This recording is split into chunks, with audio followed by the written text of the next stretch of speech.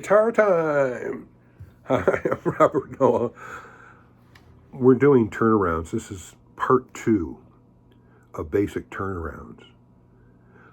Okay, so we talked about in the key of A, we were doing basic shuffles and boogie patterns and honky tonks, and I even did a little bit of key of A chord progressions. And if you haven't looked at the first part of turnarounds, you should.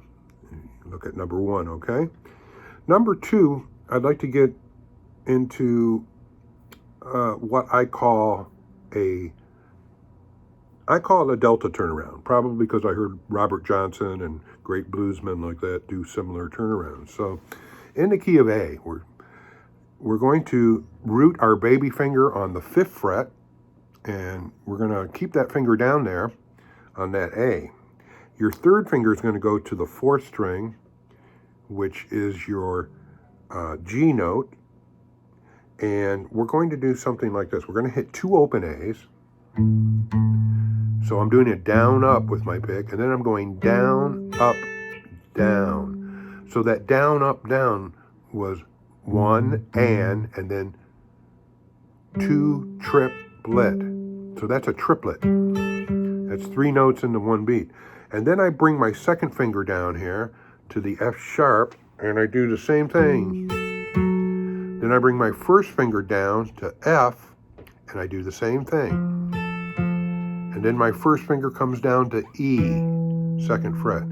So the first half of the turnaround is this chromaticism, going from G, F sharp, F to E. So we're doing root on the top, and this would be a dominant 7. And this would be a major 6, a minor 6, and then a perfect 5th, surrounded by the root notes, right? We've got 2 roots going on. So down, up, 1 and a 2 and a 3 and a... And I get to that E, I've got to continue. So this would be the 12th bar now. I'm going to hit an open D, and I'm going to hit a D sharp on the 1st fret, 2nd finger to E, and then I'm going to pause, let that ring for a beat, and then I'm going to hit that E again, hit the open G, and then a 1st finger G sharp, and a 2nd finger A. So I get, so the timing, down, up, down, down, down, up, down, my pick. So we put that all together, and our delta turnaround sounds like this. 1,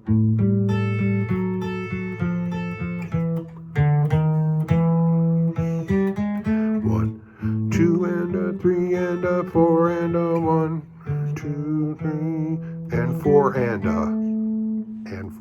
a, triplets, right?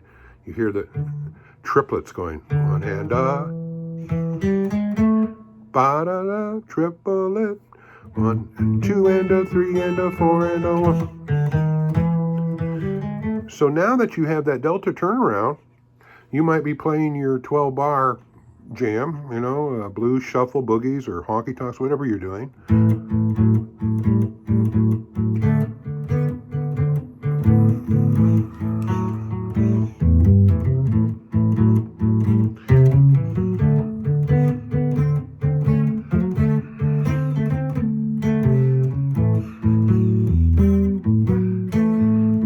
Okay, so we're coming up, 10th measure. The D, here it comes, delta turn, A.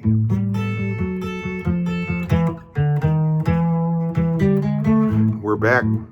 So the turnaround, it turns us around, it brings us back to the beginning.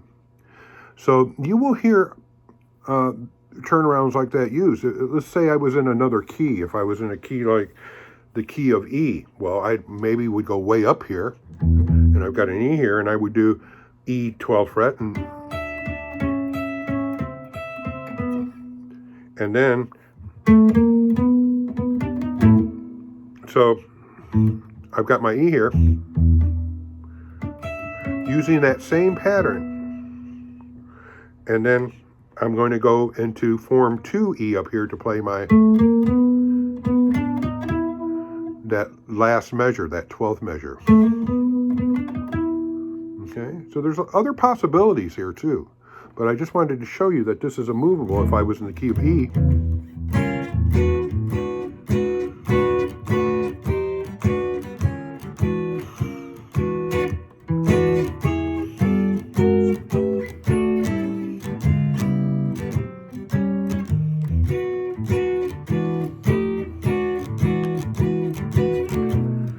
And then I'm going to go into our delta turn. Listen.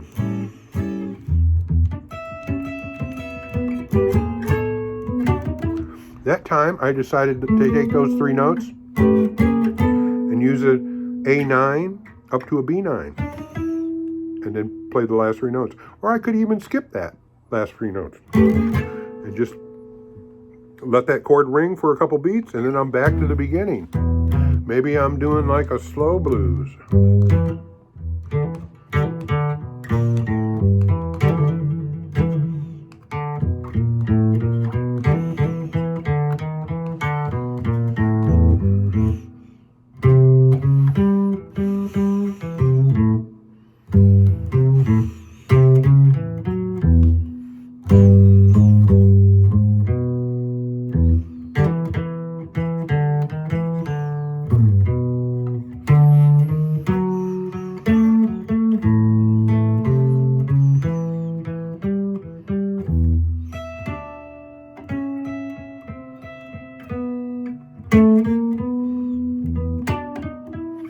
I could have gone, I could have done this. Check this out. Take the E7 form, right? You got a B and a first finger on the G. I'm going to move that whole chord up to the fourth position, third position, second position, back to the home base. So I get this.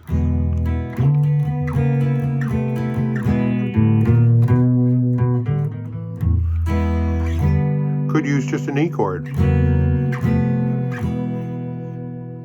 So the movable chord form here allows me to do that same chromatic.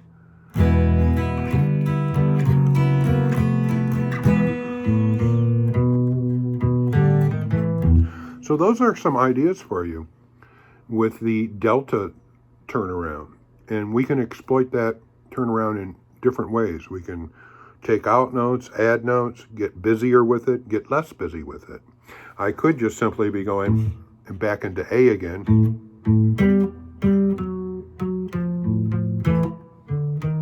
I could just play those turnaround notes.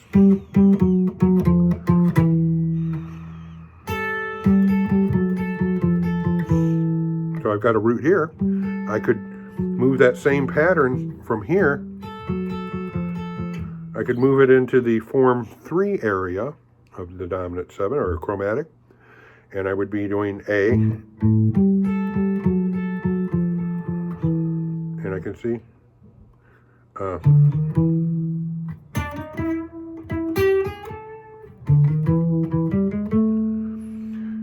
so also there's another idea for you with that chromaticism that's moving down. I could take this A note here and go. This way I get a bass line moving down. I could do that here too, down in the first position, or second position, I'm sorry.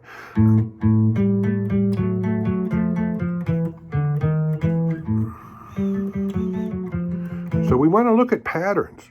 Patterns are really important in blues, and a lot of blues players didn't understand intervals and scales and all that things, and they just came up with patterns and ideas that work. So you got to learn to exploit patterns, go on adventures and discoveries.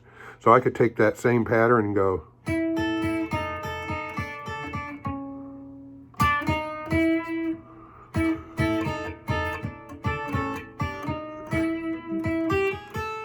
Or maybe I could go start on the A here.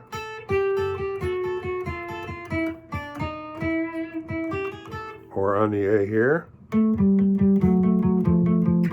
Or maybe I could go here, hit my A on this is in a form 2 area, and I would hit my A, and then I would go the third, perfect fourth, tritone, fifth. So I get the...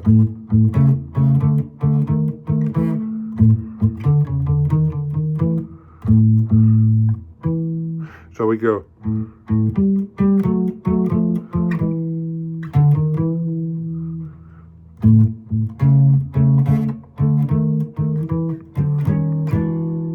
Or...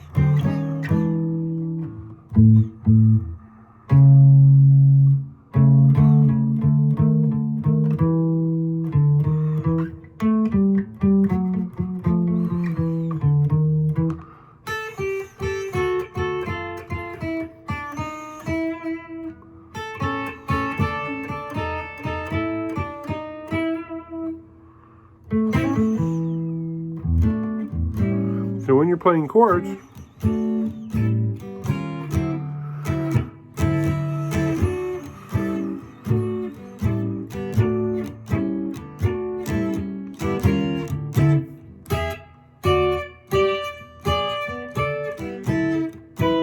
I can even use those ideas, maybe. I don't know, I'm just experimenting, right? And then, how about a chromatic chord turnaround? A7, C7, B7, B flat 7, A. Notice that I'm using the groovy way of playing. This is what I call the groovy method. When we use the thumb, I'm hammering the dominant 7 here. I'm hammering the major third with my second finger, and I've got the dominant 7 in there, and the perfect fifth in the root. So I get this.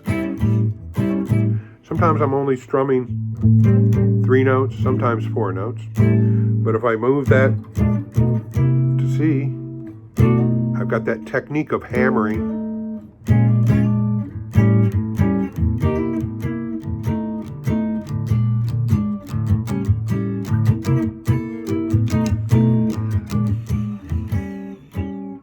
So that's a kind of a cool thing to do too. You could turn around any chord from A to C, to B, to B flat to A to C, to B flat to A7, C7, B7, A no root. A lot of use of chromaticism and turnarounds. So I think I've probably at least taken it to the next level for you in this video. You need to go back and just look at certain areas of this video to learn the delta turnaround and the use of chromaticism that I'm using, okay? And let it sink in about 12 bar blues and the 11th and 12th bar being the turnaround measures. Listen to a lot of blues and you'll hear different artists, different songs will have different turnarounds, maybe no turnaround. But it's really good to distinguish and to be able to hear what kind of turnarounds going on. And eventually you'll hear the chromaticism in turnarounds, and then you'll hear different intervals, different chords from a chord scale maybe moving. They can get very complex too, but in the complex is the simplicity of it also. So I hope this is getting you to feel and know that turnarounds are really, really important. If you do them well in blues, you'll do them well in other styles of music. And it helps you to hear the music better and be creative. And the art of the blues, you would definitely have to be into the art of learning turnarounds. All kinds of ways. They can be fingerpicked, they can be strummed, they can be shuffled. Lots of techniques can be put into turnarounds also. So I hope this is good, and we'll start you exploring more about turnarounds. I'm going to have another video that you should look at also, number 3. Okay? For now, guitar time.